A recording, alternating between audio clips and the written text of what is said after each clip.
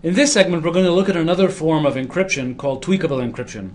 I'm going to motivate tweakable encryption using disk encryption as an application, and we'll see disk encryption as yet another application for deterministic encryption. So the disk encryption problem is that we want to encrypt sectors on disks. Say each sector is 4 kilobytes long. And the problem is that there's no space to expand. In other words, if the sector size is 4 kilobytes, the ciphertext size also has to be exactly 4 kilobytes because there's nowhere to write the extra bits if the ciphertext was bigger than the plaintext. And so our goal is basically to build a non-expanding encryption where the ciphertext size is identical, exactly equal to the plaintext size. So what does it mean that encryption can't expand? Well, technically we're saying basically the message space is equal to the ciphertext space. So the message space would be 4 kilobyte messages, and the ciphertext space would be also 4 kilobyte messages. In this case, clearly we have to use deterministic encryption because if encryption was randomized, there would be no place to store the randomness. And similarly, we have no room for integrity because we can't expand the ciphertext and add any integrity bits. So the most we can achieve is deterministic CPA security. And that's going to be our goal.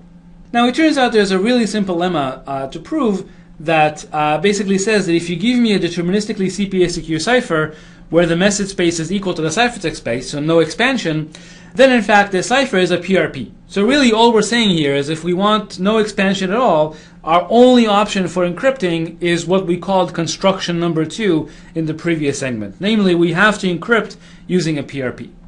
So let's look at how we might encrypt using a PRP. Well, we take our disk and we break it into sectors. And now if we encrypted every sector using a PRP under the same key, we kind of run into our standard problem with deterministic encryption. Namely, if sector 1 and sector 3 happen to have the same plaintext, then the encrypted sector 1 would be equal to the encrypted sector 3, and the attacker would learn that the corresponding plaintexts are the same. Now, this actually is a real problem. For example, if some of your sectors are empty, they're all set to 0, then in fact the encrypted sectors would be identical, and as a result the attacker would know exactly which sectors on your disk are empty and which sectors are not. So this is actually quite problematic, and the question is, can we do any better? And so the answer is yes, and the first idea that comes to mind is, well, why don't we use a different key for every sector? So you can see sector number 1 gets encrypted with K1, sector number 2 gets encrypted with K2, and so on and so forth. So now even if the content of sector number 1 is equal to sector number 3, the ciphertext of sector 1 and sector 3 will be different because they're encrypted under different keys. So this actually avoids the leakage that we talked about before, although I do want to point out that there's still a little bit of leakage in this mode. For example, if the user happened to change one bit in sector 1, and then that sector gets encrypted into a different ciphertext, so this will be garbled all completely because this is a pseudo-random permutation, the sector will be, even if one bit of the plaintext changes, the sector will be just mapped to a completely new random output. However, if the user then undoes the change and reverts back to the original sector, then the encrypted sector will revert back to its original state, and the attacker can tell that a change was made and then reverted. So there's still a little bit of information leakage, but that type of information leakage, there's really nothing we can do without really sacrificing performance. So we're just going to ignore that and deem that acceptable. So the next question is, now you realize our disks are actually getting pretty big and there are lots of sectors, so this would mean that we're generating lots and lots of keys here. But of course, we don't have to store all these keys. We can simply generate these keys using a pseudo-random function. So the way this would work is we would have a master key, which we would call K, and then the sector number, which I'm going to denote by T, is going to be encrypted using the master key, and the result of that encryption would be the particular sector key, which I'll denote by K sub T. Now the reason this is secure is again because the PRF is indistinguishable from a random function, which means that basically if we apply a random function to the sector numbers 1, 2, 3, 4 up to L, they basically get mapped to completely random elements in the key space, and as a result we're encrypting every sector using a new random independent key. So this is a fine construction. However, again, for every sector we would have to apply this PRF. And so the natural question is, can we do even better? And it turns out we can, and this introduces this concept of a tweakable block cipher, where really what we want is basically to have one master key, and we want this one master key to derive many PRPs. So we said one way to do that is simply encrypt the key K using the PRP number. But as we'll see, there's a more efficient way to do that. Now this PRP number is actually what's called a tweak, and that introduces this concept of a tweakable block cipher. So in a tweakable block cipher, the encryption and decryption algorithm basically, as usual, take a key as input. They take a tweak as input. This capital T is what's called the tweak space. And of course, they take the data as input and the output data in the set X. The property is that for every tweak in the tweak space and a random key, basically if we fix the key in the tweak, then we end up with an invertible function, a one-to-one function on the set X. And because the key is random, the function is in fact indistinguishable from random. In other words, for every setting of the tweak, we basically get a PRP, an independent PRP from X to X. And as I said, the application for this is now we're going to use the sector number as the tweak, and as a result, every sector is going to get its own independent PRP. So let me very, very quickly just define more precisely what is a secure tweakable block cipher. So as we said, there's a tweak space, there's a key, a tweak space, and an input space X, and as usual, we define our two experiments. Here in experiment 1, what's going to happen is we're going to choose a truly random set of permutations. So not just one permutation, we're going to choose as many permutations as there are tweaks. So you notice this is why we raise this to the size of the tweak space. If the size of the tweak space is 5, this says that we're choosing 5 random permutations on the set X. And in the other case, basically, we're just going to choose a random key, and we're going to define our set of permutations as the ones defined by the tweaks in the tweak space. And now the adversary basically gets to submit a tweak and an X, and he gets to see the value of the permutation defined by the tweak T1 evaluated at the point X1. And he gets to see this again and again. Again, he gets to see the value of the permutation defined by the tweak T2 evaluated at the point X2.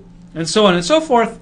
And then his goal is to say whether he interacted with truly random permutations or pseudo-random permutations. And if he can't do it, we say that this tweakable block cipher is secure. So the difference from a regular block cipher is in a regular block cipher, you only get to interact with one permutation, and then your goal is to tell whether you're interacting with a pseudo-random permutation or a truly random permutation. Here you get to interact with T-random permutations, and again your goal is to tell whether the T-random permutations are truly random or pseudo-random. So as usual, if you can't distinguish if the adversary behaves the same in both experiments, we say that this PRP is a secure tweakable PRP. Okay, very good. So let's look at some examples. So we already looked at the trivial example. In the trivial example, what we do, we're going to assume that the key space is equal to the input space. So this PRP really acts on X times X to X. So think of AES, for example, where the key space is 128 bits, the data space is 128 bits, and of course the output is 128 bits. And then the way that we define the tweakable block cipher, again, there's a key, a tweak, and data as input, is basically we encrypt the tweak using our master key, and then we encrypt the data using the resulting random key. Now you realize that if we wanted to encrypt n blocks with this tweakable block cipher, this would require 2 n evaluations of the block cipher. N evaluations to encrypt the given tweaks, and then n more evaluations to encrypt the actual given data. So I want to show you a nice example that shows that we can actually do better. This is called the XTS construction. It's actually originally based on a mode called XEX due to Roggeway. And it works as follows. So suppose you give me a regular block cipher that operates on n-bit blocks. So not a tweakable block cipher, just a regular block cipher. We're going to define a tweakable block cipher. So again, this tweakable block cipher is going to take 2 keys as input. The tweak space, for convenience, which you're going to see in just a minute, we're going to assume this tweak space is made up of 2 values, T and I. T is going to be some tweak value, which we'll see in a minute, and I is going to be some index. And then X is going to be an n-bit string, which we're going to apply the tweakable block cipher to. So the way XTS works is as follows. The first thing we're going to do is we're going to encrypt the left half of the tweak, namely T, using the key K2, and we're going to call the result N. So now what we're going to do is we're going to XOR the message M with some padding function applied to this value N that we just derived at the index I. And this padding function is extremely fast. We can pretty much ignore it in the running time. The next thing we do is we're going to encrypt using the key K2. And then we're going to XOR again using the same pad. So we're going to XOR again using the pad of n applied to I, and the result is going to be the ciphertext, which we'll denote by C. Okay, so again, as I said, the function p is some very, very simple function. It's just some multiplication in a finite field, which I'm not going to explain here. Very, very fast. So the running time is really dominated by the running time of the block cipher E. And that's it. That's XTS.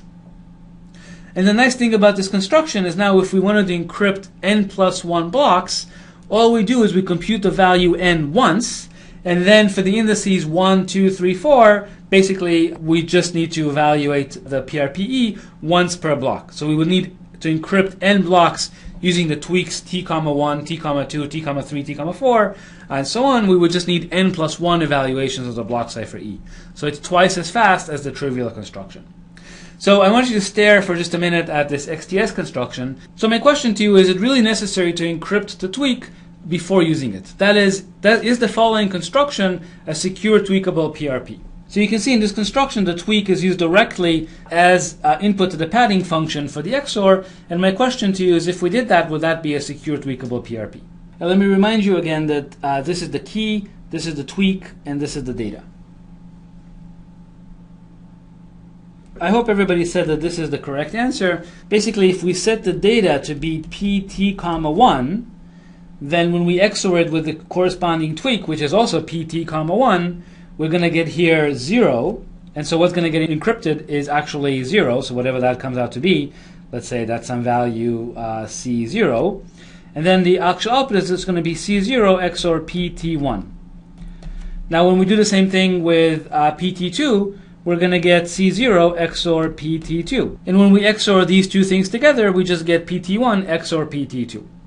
So the fact that this is true means that an attacker can simply query the challenger at this tweak and this data, this tweak and that data, and then just compute the XOR of the two responses and compare to the XOR of the appropriate padding values. And if the equality holds, we're interacting with a pseudo-random function. Otherwise, we're interacting with a truly random function. So this would allow the attacker to defeat this construction with advantage 1. So just to summarize, the way XTS is used for disk encryption, what we do is we look at sector number T and we break it into blocks, 16-byte blocks, and then block number 1 gets encrypted with a tweak T1. Block number 2 gets encrypted with a tweak T2, and so on and so forth. And so every block gets its own PRP, and the whole sector as a result is encrypted using a collection of PRPs. Now you notice this is a block level PRP, it's not a sector level PRP. So in fact, it's not true that each sector gets encrypted with its own PRP, it's just each block gets encrypted with its own PRP. The distinction between a sector and a block is somewhat artificial, and this XTS mode actually provides deterministic CPA encryption at the block level, at the 16-byte level. That's the goal. And this mode actually is fairly popular in disk encryption products. I just wrote a couple of examples here that actually support XTS. So I wanted you to know that this, in fact, is how disk encryption is commonly done in practice. So to summarize, tweakable encryption is a useful concept to know when you need many independent PRPs, all derived from a single key. One important thing to remember is, in fact, the trivial construction is not the most efficient. There are constructions like XTS are actually more efficient, where you can kind of reuse encryptions from one tweak to get many encryptions for many different tweaks. And so those are the better ways to use them. Both the trivial construction and the XTS construction are what are called narrow block constructions. Namely, they provide a tweakable block ciphers for a 16-byte block. But as we said, we looked at the EME construction in the last segment, which provided a PRP for much larger blocks. And in fact, EME is a tweakable mode of operation. So if you need PRPs for larger blocks or tweakable PRPs for larger blocks, then you would just use EME. But you notice there in EME, you had to apply the block cipher twice per input block. And as a result, it's twice as slow as XTS and is not very often used. So that's what I wanted to say about tweakable encryption. And in the next segment, we'll talk about format preserving encryption.